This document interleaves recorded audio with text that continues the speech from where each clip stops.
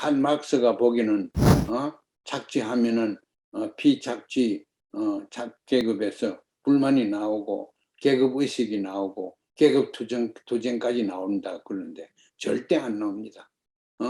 계급 의식이 나오기 전에 자기 계급 안에서 경쟁이 생깁니다. 계급 안에서 경쟁이지 계급과 계급 사이의 경쟁은 이제 물 건너갔습니다. 그렇기 때문에 사회주의 혁명, 마크스적인 칼 막스 혁명은 이제 우리가 기대할 수가 없습니다.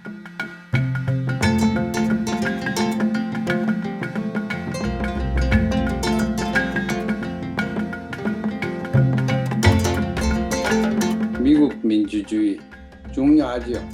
미국 민주주의를 제대로 잘 이해해야지 미국의 정책을 이해를 하고 또 거기에 대한 반응을 옳게 할 수 있도록 우리가 준비도 할 수 있고 그건 마찬가지입니다. 대한민국도 그런 입장에 있고 또 조선도 마침 미국을 정확하게 알아야 되고 알려고 애를 쓰고 있습니다.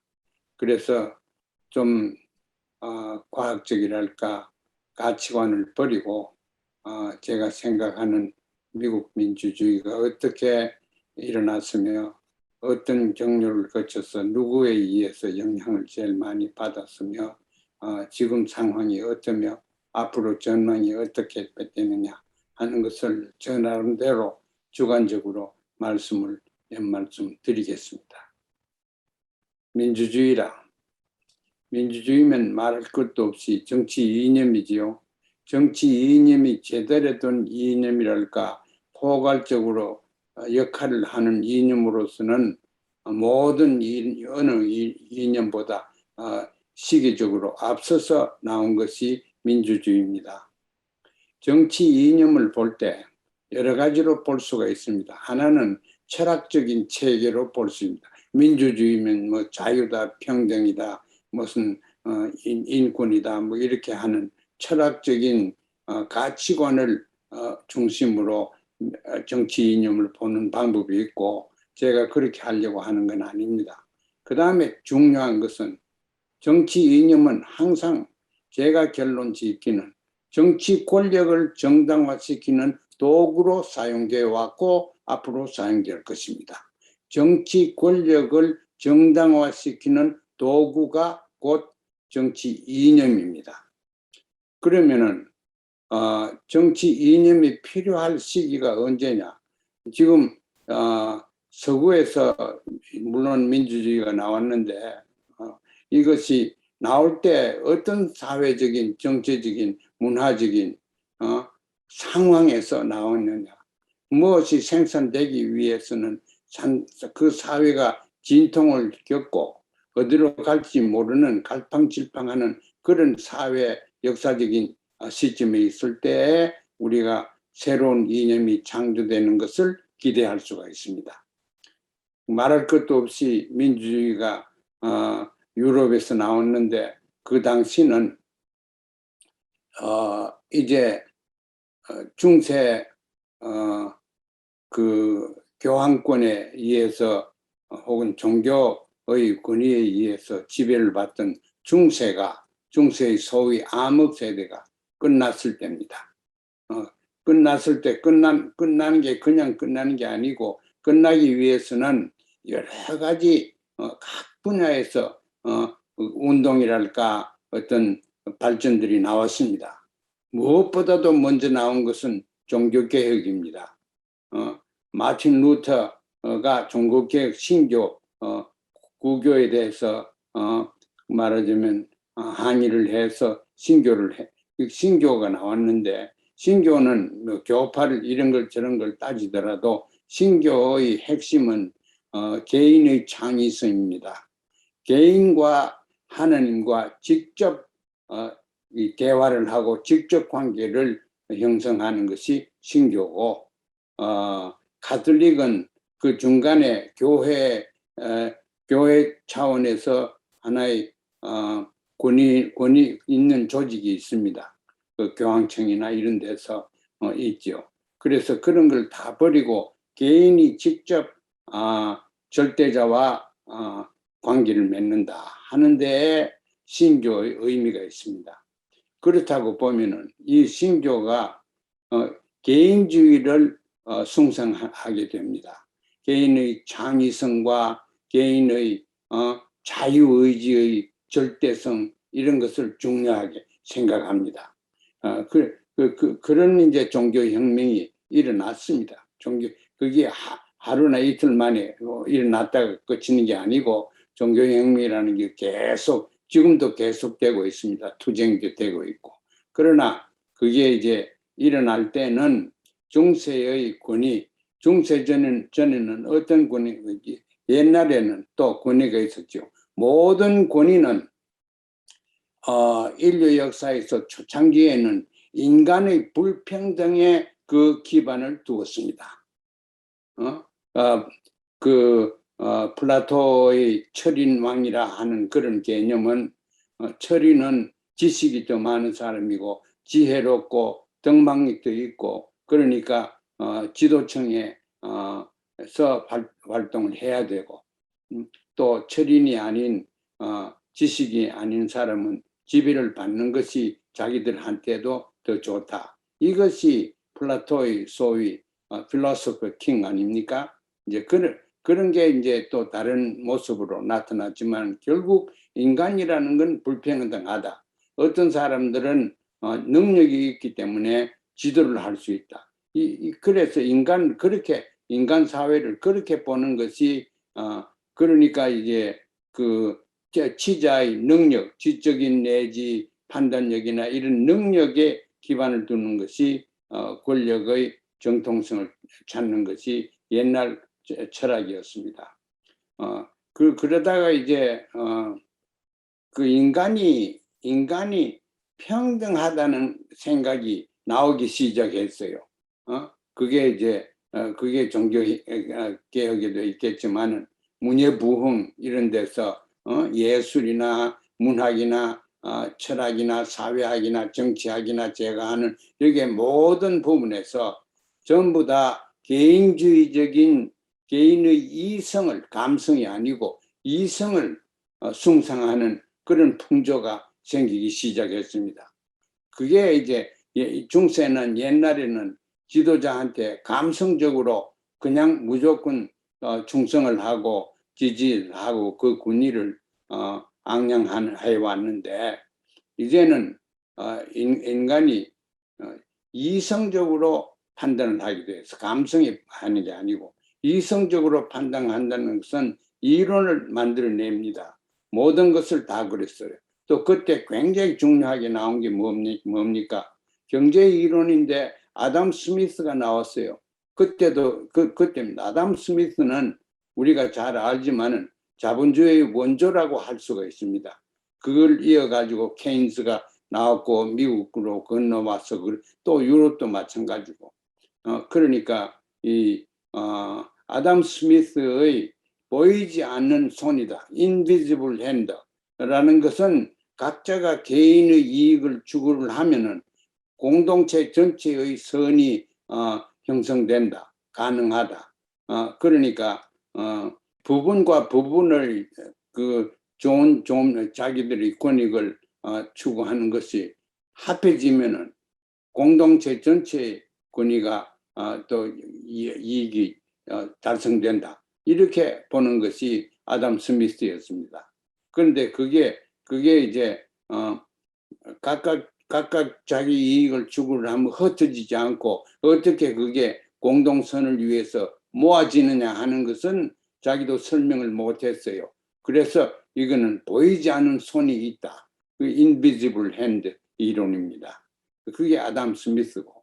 그런데 아담 스미스보다 또 한 발자국 더 나아가서 영국에 존 로크가 있었어요. 존 로크가 그 16세기 사람인데 주로 이제 그 사람이 가져온 거는 사회 계약설입니다. 치자가 정치를 하는 것은 머리가 더 좋고 권위가 더 있고 하나님으로부터 은혜를 받아서 치자가 되는 것이 아니고 계약에 의해서 사회 계약에 의해서 취자가 된다. 비취자가 취자 사이에는 계약 관계가 형성돼 가지고 그 계약을 이수하는 것이 계약에 순응하는 것이 사회 질서를 유지하는 것이다. 그런데 그 계약이 그 계약을 하는 데는 개인적인 것을 합해만 공동 말은 제너럴 윌이라고 그랬는데 공동선이 나오는 것이 아니고 거기에는 플러스 알파가 있다 이거예요. 개인 이익을 다 보태 가지고는 사회 공동선이라는 게 나올 수 없다. 거기는 알파가 붙어 있다. 이렇게 한 것이 결국은 존 락크에서 존 자크 루소로 이래 서구 사상사에서 넘어옵니다. 그런데 이제 그렇게 해서 그 존 자크 루소의 제너럴 윌이라는 개념, 일반 의지가 그런 개념이 또 만들어냈습니다. 그것도 그 당시입니다. 그래서 인간의 이성을 이렇게 보고 저렇게 봐서 이성이 중요한 거, 그래서 인간의 이성에 의해서 만들어지는 사상 체계가 이념이 돼서 권력을 정당화시키는 그 줄거리를 타고 나타나는 것이 민주주의입니다. 그전에는 그 정치 이론이 없어요. 힘 있는 사람이 다스리고 또 하나님이 섭리를 해설 잘 할 수 있는 위치에 있는 종교 지도자가 다스리고 그거는 정치 이념으로 그 지도자를 정당화 합리화시킬 필요가 없었습니다. 그런데 민주주의가 되놓으니까 여러 사람들이 자기 생각이 옳다, 자기 생각 이렇게 나오니까 이제 민주주의 안에서도 여러 가지 종류, 심지어서는 민주주의라고 하기는 유형으로 하기는 어렵지만 무정부주의 이런 것도 나오기 시작했습니다. 이 민주주의가 뭐를 제일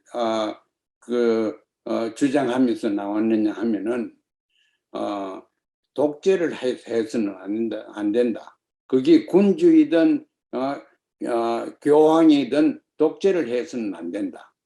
그렇습니다. 독재에서부터 해방되어야 된다. 권력을 가진 사람이 권력을 남용을 해서는 안 된다. 그래서 그때 민주주의라는 것은 유럽 전체 민주주의에 통하는 건데 정부가 적은 약한 정부면은 행사를 적게 하면 할수록 좋은 정부다 이거예요. 그게 끝까지 밀고 나가면은 무정부가 제일 좋다는 얘기지요. 그렇게까지는 또 민주주의 이론가들은 나가지 않았습니다. 그래서 이제 이 민주주의 이론에서 중요하게 나타나는 것이 사회 계약론입니다. 존 록크가 집대성시킨 계약론입니다. 그게 이제 미국으로 또 넘어왔죠. 영국을 통해서 미국으로 넘어왔죠. 그러니까 미국의 민주주의는 적은 정부면 적은 정부 수를 좋다. 이게 전혀 아닙니다. 영국이나 구라파이스는 그런 원칙이 있습니다. 정부가 확장되는 걸 다 경계를 하고 그랬죠. 민주주의라는 이름으로. 미국은 안 그랬습니다. 그냥 미국은 국민에 의해서 권위를 이양받았으면은 얼마든지 큰 권한으로서 행사해도 괜찮다. 정부 권한의 크고 작은 게 문제가 아니라 그것이 국민들의 소위 피치자들의 동의에 의해서 또 그 사람들이 그 자유의지에 의해서 통치되느냐 이게 중요하다. 그래서 미국은 저는 리버럴 디모크라시를 안 그러고 파티시페토리 디모크라시 참여민주주의라고 참여민주주의를 제가 처음 영어로 얘기하다가 한국말 번역하니까 그 누가 또 우리나라 참여민주주의 얘기하는 사람이 있다고 그래도 노 대통령인가 그렇지요. 누가 계시다 그랬더만 그래 제가 참여민주주의는 participatory democracy 이 얘기입니다. 그래 그게 이제 미국의 데모크라시가 됐는데, 파티시페이터리는 누가 파티시페이트 하는 겁니다. 보통 사람이 파티시페이트 하잖아요. 그래, 정부에 파티시페이트 한다는 것은 선택권을 가진다는 겁니다. 선택의 정강 가운데서 또 정치가들 가운데서 가치관의 정책의 이런 다양성에서 선택한다는 것이 얼마나 어려운지 모릅니다. 미국 민주주의만큼 잘하려고 하면은 어렵고, 심지어서는 제가 볼 때는 불가능하리만큼 어렵습니다. 보통 선거하는 사람들이 자기가 가서 국가를 위해서나 자기를 위해서나 비교해서 제일 좋은 걸 선택을 해야 되거든. 그래서 비교해가지고 선택하는, 그건 또 어디서 나오냐? 그 중요한 미국 민주주의의 원천은 어디냐? 시장 경제에서 나오는 것입니다. 시장. 과거에는 농경 사회는 시장이 별로 없었어요. 그리고 공업 사회로 이렇게 공업 물자가 나오고 하니까 농산물과는 달리 자기가 다 먹고 그럴 수는 없거든. 재놓고 먹을 수가 없고, 그거는 다량으로 생산해서 시장에서 팔아야 돼요. 그러니까 시장 경제가 없으면은 발전 안 됩니다. 물론 그게 자본주의라고 하지요. 그래서 시장 경제가 생기면은 시장에 가는 사람들이 물건을 파는 사람, 물건을 사는 사람, 그럼 생산자와 소비자가 만나지 않습니까? 그 만나는 곳이 시장인데, 그런 만나는 곳을 중심으로 사람 사는 도읍을 만듭니다. 그게 도시의 시작입니다. 도시가 서구에서 시작될 때는 시장을 중심으로 도시가 만들어졌습니다. 그러니까 시장에 가면은 뭐 합니까? 비교해서 선택하지 않습니까? 그 선거하고 꼭 같습니다. 비교할 때 저걸 사면은 내한테 좋다 나쁘다 이걸 다 비교해가지고, 그러려고 비교를 당하는 내가 살려고 하는 물건에 대해서 정보가 가지고 있어야 돼요. 그러니까 정보가 없이는 참여 민주주의가 안 됩니다. 정보는 교육만 가지고 또 되는 거 아니에요. 사회 풍조, 언론, 사회 정체적인 가정 이런 데서 정치적인 선택을 할 수 있도록 말하는 훈련을 받아야 돼요. 그러니까 민주주의라는 게 어려운 겁니다. 그러나 미국이 지금까지 이제 그렇게 해왔지요. 참여 민주주의를 많이 했는데, 이게 이제 표를 갈라 먹어가지고 표 가지고 그 권력을 차지하니까, 권력이라는 게 굉장히 강합니다. 그 강한 권력이었어요. 그게 어디서부터 또 유래가 됐냐면 그 한국의 정치학자들은 그 관계를 잘 연결을 안 하는 것 같은데, 제가 볼 때는 마키아벨리가 미국 민주주의에 지대한 공헌을 했습니다. 마키아벨리가 민주주의 찬양가는 아닙니다. 반대입니다. 독재자들이 마키아벨리 일 프린스라는 그런 책 같은 거 마키아벨리가 다 했거든. 그런데 마키아벨리한테 이제 영감을 받고 이렇게 해가지고 권력을 잡으려고 하는 것이 미국 민주주의지요. 그런데 이거는 이제 선거를 통해서 선택을 받아야 되죠. 그러려고 하니까 자기를 잘 팔아먹어야죠. 자기에 대한 긍정적인 정보를 가지고 또 광고도 하고, 물건 파는 거는 꼭 같습니다. 광고를 하고 또 물건이 좋다는 거. 자기 물건이 좋다고 시장에는 이런 얘기를 많이 해요. 얼마나 좋습니까? 그거 좋습니다. 시장 없으면 자유가 없습니다. 시장에 가서 저도 한 번씩 그로스리나 심지어는 그로스리까지도 백화점에 가서 얼마나 즐기는지 모릅니다. 왜냐면 요걸 살까, 저걸 살까, 요걸 먹을까, 저걸 먹을까, 즐거운 겁니다. 그게 인생을 행복하게 만드는 것이 선택의 자유가 있는 것. 그래서 민주주의가 중요한 것이죠. 그래서 미국 민주주의는 그까지 잘 됐는데, 그 다음에 시장과는 달리 자기 것을 혹은 자기를 좋게 선전하는 게 목적이 아니고 남을 까니르는 것을 목적으로 하게 이렇게 됐어요. 정치적인 선택 자유는. 경제적인 거는 광고만 자기 것을 광고만 하면 되는데 정치의 선택은 상대방을 까내리는 겁니다. 그 미국이 얼마나 상대방을 까내리는 캠페인을 하는지 모릅니다. 그것도 다 거짓말을 가지고 해요. 거짓말을 가지고 해요. 그 조 바이든이 대통령이 떨어졌다 그랬지 않습니까? 거짓말 가지고. 그 하도 큰 거짓말을 써요. 빅라이라 그러잖아. 빅라이를 해가면서 상대방은 떨어졌다. 이렇게 얘기를 하는 거예요. 그러니까 민주주의가 정보가 지금 신빙성 있는 정보가 점점 고갈되어 가고 있습니다. 없습니다. 그게 미국이 경험하고 있는 민주주의의 결점이라 위기 중에 하나가 정보의 결핍입니다. 바람직한 정보의 결핍입니다. 그래서 그뿐만 아니고 정보뿐만 아니고 이제 여기에는 비교를 해가지고 경쟁을 해야 되는데 경쟁을 시키는 것이 건전한 자본주의 아닙니까?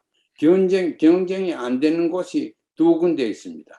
미국에서 그 두 군데 다 중요합니다. 경쟁 안 되는 게 하나는 모노폴리, 독점하는 거예요. 큰 기업들 보십시오. 독점 다 하지. 그거 닮아가 대한민국도 보니까 저도 또 텔레비전 살 때마다 삼성을 하는데 보니까 요새는 삼성이 그전 LG하고 독점을 해요. 그만큼 이 독점을 못 맞는 것이 미국 민주주의의 병폐입니다. 정치적으로 독점이라는 것은 정당이 두 개뿐이에요. 정당 두 개뿐이 가지고 요새는 공화당, 민주당 선택도 없습니다. 선택할 것도 없어요. 그만큼 나빠요. 다 나빠요. 둘 다 나쁜데 둘 다 나쁜 걸 보태면 하나 좋은 게 되느냐? 그렇지 않습니다. 상대방은 까이르고 또 까이르면은 자기가 올라가나 그렇지도 않습니다. 그래서 이제 그 양당 전쟁인데 이걸 우리가 또 여기도 그렇고 대한민국도 그렇습니다. 신문 보니까 미국 민주주의의 가장 중요하고 우리가 고칠 수 있는 병폐가 뭐냐면 양당 제도입니다. 양당 제도이기 때문에 이 당 아니면 저 당이 이겨요. 그 붙여야 되거든. 그러면은 제3당이 없으면은 거기에는 그 사람들이 다양성 있는 것을 선택을 할 수가 없습니다. 정당도 여러 정당이 있어야 되고 정책도 여러 정책이 있어야지 좋은 민주주의입니다. 그렇게 보면은 프랑스 민주주의가 영국이나 미국 거보다 훨씬 앞섰어요. 저는 그렇게 봅니다. 그래. 왜 그러면 여기는 양당밖에 없느냐. 제도를 일부러 그렇게 만들어 놨어요. 그래, 그걸 또 말하자면 매니플레이트 뭐라 그래요? 그걸 악용을 해가지고, 꼬리 자기한테 유리하게 한다고. 그게 뭐냐면은, 그거 들어보셨어요? 제리맨더링. 아시죠? 제리맨더링. 지금 한참 하고 있어요. 지방정부 의원도 마찬가지고, 중앙정부 의원, 국회의원도 상원의원 다 마찬가지고, 상원의원은 조금 다르지만, 제리맨더링. 선거구 하나에 한 사람을 뽑는 걸, 단일 선거구라 그러지 않습니까? 싱글 멤버 디스트릭트. 싱글 멤버 디스트릭트. 그것 때문에 문제입니다. 그 하나만 뽑으니까 이제 요걸 선거구역을 이렇게 자기 정당에 유리한 인구가 분포되어 있는 것을 만들어 가지고 그렇게 해놓고 나니까 그림을 보니까 이 지도를 보니까 선거 지도를 보니까 이거는 긴 벌레 같다고 그런 벌레가 있어요. 그게 제리맨더라고 하는 벌레인데 제리맨더링 그거 하고 앉았다고. 그러면은 다수가 이기는 게 아니에요. 소수라도 선거구역을 저렇게 갈라놓으면 자기한테 유리하게 될 수가 있잖아요.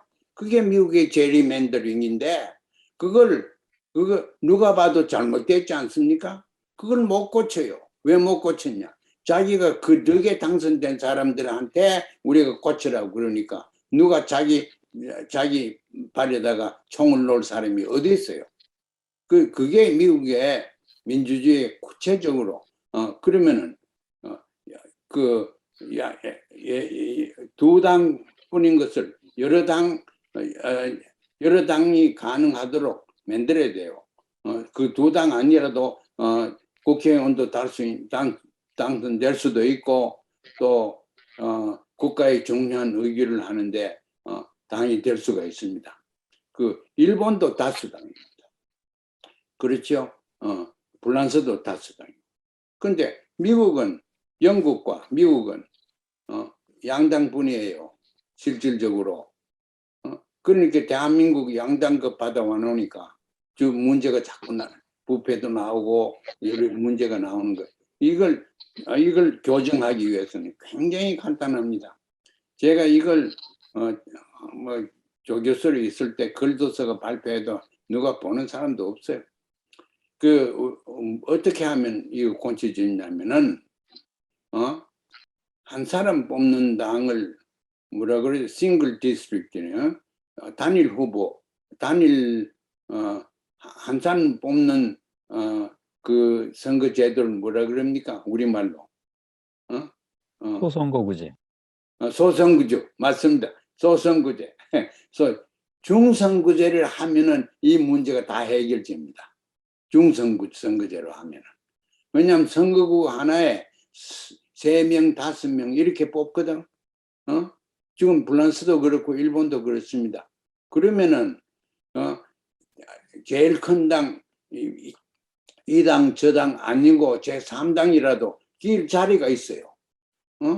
그렇지. 한 군데서 5명 뽑으면은 그 중에 3당, 4당, 5당까지 들어가가지고 낄 자리가 있다고. 그러니까 소수 정당이 낄 자리는 선거 제도만 바꾸면 되는데, 제도는 사람 머릿속에 바꾸면 되는데 안 바꿔요. 자기 이해가 걸려 있으니까. 그 미국이 그것도 문제지요. 지금 엘렉트럴 칼리지라고 선거대학 그러나 그 대통령 뽑는 그것도 근본적으로 비민주주의입니다. 그런 걸 다 더 좋은 민주주의로 고쳐야 되는데 안 고치는 이해관계 때문에 안 고쳐요. 그걸 누가 자꾸 담느냐? 대한민국이 그대로 닮아요. 그래서 민주주의에 맞도록 하지 않고 자기 당의 이해에 맞도록 지금 하거든. 상대방 혹비난하고 하는 게 대한민국 보니까 미국하고 꼭 같아요. 그래서 이제 그렇게 된 거고, 그게 우리가 생각할 거는 존 로크 같은 사람으로서 대표되는 사회개혁, 정치개혁의 개념이 미국으로 건너왔다. 그리고 다수결이라는 게 또 건너왔어요. 다수의 짐은 승복해야지. 미국에 오니까 제가 제일 마음에 들고 참 감탄한 게 승복 문화가 있어요. 정치 문화 중에 승복 문화가 굉장히 아름다운 것입니다. 잘못되면 컨세션 하는 거예요. 자기가 졌으면 개표가 다 되기 전에 컨세션 하는 모습을 제가 수십 년 미국에서 봤습니다. 이번에 와서는 또 끌려가지고 지금 선거 되고 나서 1년이 넘었나. 그런데도 그 1년이 넘어도 승복을 안 해요. 도널드 트럼프가 자기가 대통령 될 수 있다. 다 되고 싶지. 그런데 된 거 아니네요. 그런데 그 됐다고 거짓말을 자꾸 해내거든. 그런 거 보면은 그게 이제 도널드 트럼프에서 끝나는 게 아니고 앞으로 그 후진국의 하나의 후진 민주주의의 모습이 바로 그겁니다. 승복 안 합니다. 끝까지 물고 떨어지는 거예요. 선거 끝나고 나도. 우리도 옛날에 많이 그랬습니다. 제가 어릴 때 자유당 때 야당들 하는 거 보면은 절대 승복 안 합니다. 선거에 있어도. 그 미국이 좀 그렇게 닮아가고 오히려 대한민국 여당 이재명 씨 당선되고 나서 그 다른 사람이 금방 축하해주고 승복하대요. 아주 아름답게 되었습니다. 그런 점에서 보면은 대한민국 민주주의보다 미국보다 대한민국 민주주의가 더 앞섰어요. 그에 대한 우리가 긍지를 가져야 됩니다. 우리가 미국 민주주의보다 앞선 데가 있다. 이런 얘기 한번 해보세요. 사람들이 눈을 벌떡 뜰 거예요. 그래 승복하는 거 얘기해 보세요. 아무튼 미국 민주주의가 영국 가서 일로 건너오면서 많이 변했어요. 영국 가서 또 영국이 뭐 했습니까? 그때 한참 확장돼 가지고 식민국가 세계 해가 지지 않는 나라로 되어버렸으면 영국이 그만큼 이제 물리적으로 군사적으로 세계 확장되는 그걸 보고 또 식민지를 만들어 놓으면은 자기 나라의 영토가 확장된 거거든. 거기서 세금도 받아들이고 자기 땅처럼 사용하는 게 대영 제국의 그 식민지 아닙니까? 그것도 또 빼앗어요. 그것도 빼고 아주 좋구나. 그래서 미국에 대부분 기독교인들이 왔습니다. 기독교인들이 왔는데 그 사람들을 우리가 일컬어 청교도라 그러죠. 청교도들이 미국에 대량 왔습니다. 그거는 1300 몇 년부터 오기 시작했어요. 그러나 주로 많이 오기는 1600년, 1700년 이렇게 돼 1630년에 굉장히 그 30년대에 많이 왔습니다. 청교도들은 우리가 상식적으로 알지만 가톨릭을 비방합니다. 가톨릭을 좋아하지 않아요. 그 교회, 세계적인 교회 체제, 일사불란한 그런 질서 체제, 의식 체제 이런 것을 좋아하지 않는 것이 이 청교도들입니다. 청교도들은 대부분 감리교, 장로교, 침례교 이런 사람들이에요. 근데 그 사람들이 이제 와서 보스턴 그런 뉴잉글랜드 거기에 지금 정착해 있지 않습니까? 그 영국의 나쁜 거는 그대로 다 가져왔어요. 다 가져와서 그 사람들이 저도 기독교인입니다만은 죄송합니다만은 기독교가 인종차별을 하는데 앞장섰어요. 역사적으로 봐서 기독교가 영국이 인도에 들어갈 때 인도 사람 취급했습니까? 인도에 들어갔죠. 인종차별을 앞장세우고 들어가는 거예요. 인종차별과 기독교와 그 기독교는 불행하게도 인종차별의 딱지가 붙은 종교입니다.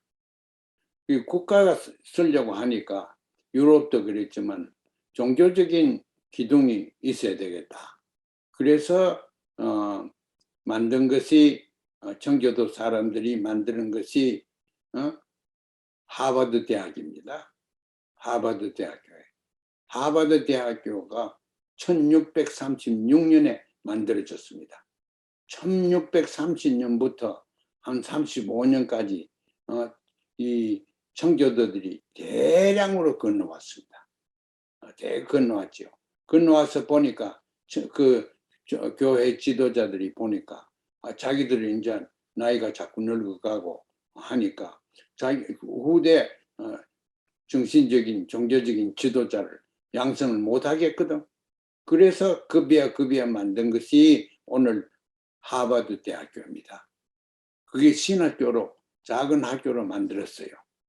1636년에. 그런데 미국의 청교들이 와 보니까 큰 문제가 있어요. 문제가 있는 것이 농사를 지으려고 하는데 땅은 얼마든지 있는데 땅이 자기 게 아니잖아요. 그 여기 먼저 온 사람들이 한 100년, 200년 이래 먼저 온 사람들이 몽고나 이런 데서 온 사람들입니다. 지금 알라스카를 통해서 넘어온 사람들입니다. 그 사람들이 아메리칸 인디언스, 또 우리는 원주민들이라 그러지만은 그 사람들도 미국에 온 지 1300 몇 년 이때 많이 오기 시작했지 그전에는 오지 않았습니다. 그래서 와 보니까 땅이 없지. 그 다음에 농부가 없어요. 누가 농사 짓겠어요? 그때 영국은 지금 한창 산업화되고 있는데 산업화되는데 제일 핵심적인 산업이 텍스타일. 목화는 기계화가 안 됩니다. 손 가지고 따야 돼요. 그만큼 노동이 필요하거든. 노동자가 없잖아. 그래서 이 두 가지, 노동자가 없는 것, 땅이 없는 것, 이걸 두 개 해결하려고 그냥 강하게 나가는 것이 염치도 없고 이런 도덕적인 기본도 없고 이렇게 한 것이 그럼 노예를 데려와 가지고 농부로 만들고 땅은 총을 가지고 다 점령해 가지고 딱 빼앗았고 그 이 두 개를 저는 다른 데서 얘기를 여기저기 했습니다만 미국이 범한 원죄의 두 개라고 생각합니다. 이 두 가지 원죄가 미국을 잡고 있습니다. 원죄는 문자 그대로 잘 사라지지 않습니다. 그리고 땅을 넓히려고 하는 것이 군사주의입니다. 무력 가지고 총 가지고 했으니까 군사주의입니다. 그러고 노동자를 데려와 가지고 팔기도 하고 사람 취급하는 거 있죠. 그건 인종주의입니다. 그러니까 인종주의와 군사주의가 오늘날까지 미국을 움직이고 있습니다. 그래서 그걸 우리가 보면은 이 미국을 볼 때 미국은 인종주의 나라다. 그러면은 대한민국이나 조선의 인종, 일본의 인종, 인도의 인종, 미국 사람들이 인종주의, 백인 우선주의의 입장에서 보면은 열등한 인종이지요.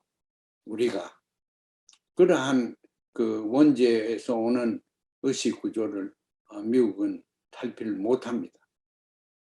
그 다음에 이제 군사주의죠. 군사주의 무기를 가지고 다 해요. 미국이 무기 가지고 외교하지 않는 외교는 없습니다. 전부 무기 가지고 하죠. 그래서 하다가 이제 여기저기 걸리죠. 지금 한 군데 걸려 있는 것이 북한 아닙니까? 무기 가지고 눌러도 안 눌려 들어가거든. 그래서 여기서 뭐 폭발을 하든가 어떤 결론 앞으로 날지 모르지만 제가 볼 때는 절대 비핵화는 불가능하고 하지도 않을 거고 되지도 아니합니다. 미국도 조선의 비핵화를 원하지 않습니다. 지금 상태가 제일 좋습니다. 미국의 국리를 위해서. 미국의 국리라는 것은 미국의 재래석으로 말하면 경제적인 덕이다. 이것보다도 미국의 말하자면 그늘 사회, 그늘 정부, 딥스테이트에서 봐야 됩니다. 딥스테이트의 핵심적인 게 두어 개, 세 개가 있는데 하나는 군산복합체입니다. 미국의 군산복합체가 미국의 경제를 살리고 미국을 움직이고 있습니다. 군산복합체는 다른 거하고 달라서 숫자들이 전부 다 비밀입니다. 미국의 무기를 어느 정도 누구한테 파느냐 하는 거, 전부 다 비밀 찾아내기가 굉장히 어렵습니다. 그리고 돈, 군산복합체의 돈은 어디서 나옵니까? 국민의 주머니에서 나오는데 세금식으로 나오니까 누가 얼마나 했다는 거 표도 없습니다. 그러니까 이 군산복합체의 경제는 자본주의 건전한 경제 원칙에 의해서 움직이는 게 아닙니다. 군산복합체는 경쟁이 없습니다. 그 비행기 만드는 보잉이나 이런 데서 열마다 그러면 그걸로 끝나는 거지 흥정도 안 할 수가 없습니다. 자본주의가 이미 끝났습니다. 군산복합체의 경제에서 자본주의는 이미 끝났습니다. 그리고 또 중요한 지금 미국의 상황은 글로벌레이제이션, 지구화되는 거예요. 그 미국의 산업혁명이 미국이 들어선 1700년 중반부터 산업혁명이 시작되었습니다. 미국은 그 세계적으로도 그렇죠. 산업혁명이 그 전에 일어난 게 아닙니다. 그래서 산업혁명이 그렇게 일어나니까 이제 중상계급들이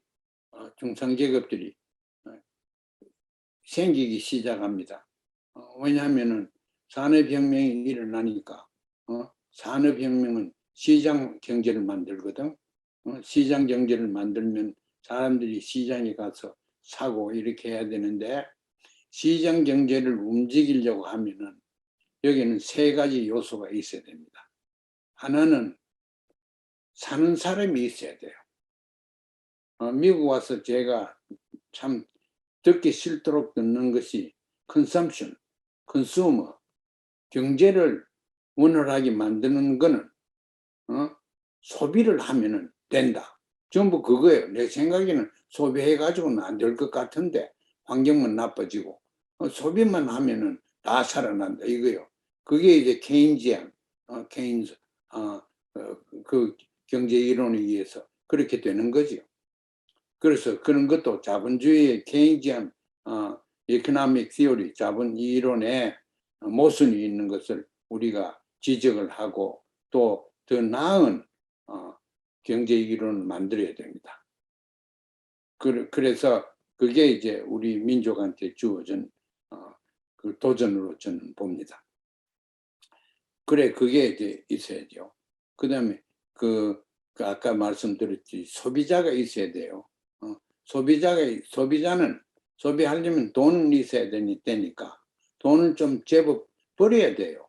중상계급이 돈을 못 벌이면 시장 경제가 살 수가 없고 시장 경제가 살 수 없으면은 자본주들도 살 수가 없습니다. 그러니까 그 컨슘하는 사람들, 생산하는 사람들가 서로 공존하는 거죠. 그냥 착취만 당하고 그렇게 사람들이 착취만 당하고 살 수는 없습니다. 지금 미국에서 또 재미있는 현상은 착취를 당한 대한민국도 마찬가지요. 착취를 당해도 불만이 안 나옵니다.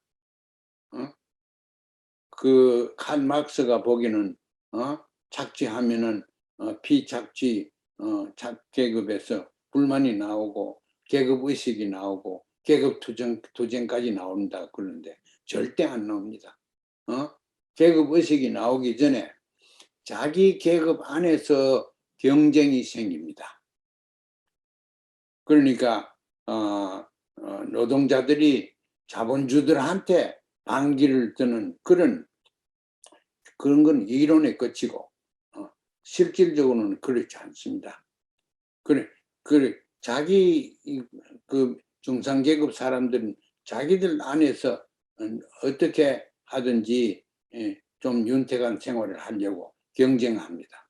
계급 안에서 경쟁이지 계급과 계급 사이의 경쟁은 이제 물 건너갔습니다. 그렇기 때문에 사회주의 혁명, 마크스적인 칼 막스 혁명은 이제 우리가 기대할 수가 없습니다. 그 점 제가 생각할 때 미국도 오래 살고 보니까 사람들이 자기 환경을 말하자면 그 돈 많이 더 버리고 이런 걸 좋아할 것 같은데 그렇지도 않아요. 또 일을, 이건 좋은 현상인데 자기가 하는 일이 계속 하게 되면 쉽지 않아요. 자기가 익숙해졌으니까. 그 쉬운 생활을 하려고 하지. 뭐 돈 좀 더 준다고 어려운 걸, 새로운 기술을 배우고 하는 그런 사람들이 미국 사람들이 아닙니다. 그래서 자본주의로 봐도 자본주의가 제대로 성장 못하는 것이 지금 미국입니다. 그러면 사회주의로 미국이 나갈 수 있느냐? 저 사회민주주의랄까? 그렇게 나갈 수 있느냐? 그것도 문제가 있습니다. 덴마크나 스웨덴이나 노르웨이나 여기 사회민주주의 아닙니까? 여기는 사회민주주의라는 개념은 없습니다. 다 사회주의고, 다 왼쪽이고, 다 나쁘게 생각하고 그렇습니다. 다 사회민주주의는 다 벨기에입니다. 벨기에라는 말이 미국에서 나왔습니다. 우리가 창조한 거 아닙니다. 미국이 레드 스퀘어, 붉은 데 대한 공포를 느낀 그 말이 누구한테 영향을 미치고 나갔냐면 마카서 그 상원의원, 공산주의 때려잡는 상원의원, 그때 그 사람한테 갖는 것처럼 미국에서 지금도 사회주의라면은 치를 뜹니다. 그런데 정부가 좀 인민들을 위해서 뭘 하겠다, 직접 하겠다, 그리고 버니 샌더스 상원의원 같은 사람들이 의견이 나오면은 전부 다 미국의 주류 세력에서는 저건 벨갱이다, 저건 레드, 그래서 대하지 않으려고 합니다. 이게 또 미국의 현상입니다. 그래가지고 지금 요새 부상하는 것은 반 중국 공산주의, 반 러시아 공산주의, 공산주의를 반대해서 나오는데 공산주의가 자본주의를 반대해서 싸우는 그때는 몇십 년 전에 지나갔습니다. 냉전 이전에 냉전과 더불어 지나가 버렸습니다. 그래서 이제 미국이 지금 있는 지금 처지는 어떻게 해야지 미국이 지금 경제적인 어려움, 정치적인 어려움, 사회적인 어려움, 계급과 계급 사이의 문제점, 이런 것을 해결하느냐. 해결책이 없습니다. 그 해결책을 얘기하는 학자들도 없습니다. 그러니까 자본주의를 그대로 살려야 된다. 자본주의가 그렇게 박 교수 얘기하는 것처럼 망하지는 않는다. 이렇게 얘기하는 사람들이 있는가 하면 자본주의라는 건 앞길이 막연하다. 이렇게 또 비관적으로 보는 이 두 그룹밖에 없습니다.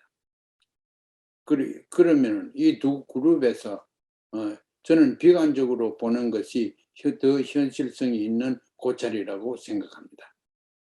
과거의 중세가 종말되고 나서 지침을 못 잡던 혼돈 상태, 그게 종교혁명도 일어나고 경제적인 이론도 나오고 정치적인 이론도 나오고 그런 불모적인 상황, 이게 중세가 끝나고 나서 그때 강하게 근데 왕권을 다시 우리가 복귀를 하고 강하게 해야 된다고 나온 사람들이 마키아벨리나 타마스 합스나 이런 사람들이 아닙니까? 그 대신에 또 그 반대로 나온 사람들이 또 여럿이 있습니다. 잔 라크, 루소 이런 사람들. 그렇게 보면은 그때와 같은 혼란한 상태, 그때와 비교될 만한 혼란 상태가 지금 와 있느냐? 이게 중요한 질문입니다. 그때와 같이 혼란 상태가 와 있다고 하면은 민주주의가 새로 탄생하는 거에 비급한 새로운 이념이 지금 어디선가 나와야 됩니다. 그게 사회민주주의도 아닌 것 같아요. 그래서 그것을 남과 북에서 대한민국과 조선민주인민공화국에서 모여가지고 우리는 이것저것 다 왼쪽도 갈 만큼 가봤고 오른쪽도 절벽까지 가봤고 하니까 이 사람들이 모여가지고 우리가 말하자면 집단적인 지혜를 모아서 인류가 살아날 그러한 미래를 구상해야 된다. 그래야지 미국도 우리한테 배워서 배우지 않으면 미국이 자기들이 어떻게 해결할지 지금 모르고 있습니다. 미국이 이런 갈팡질팡한 상황에 중세 전근대에 비교될 만한 그런 상황이 있다는 것을 저는 느끼고 또 그걸 강조하고 싶습니다.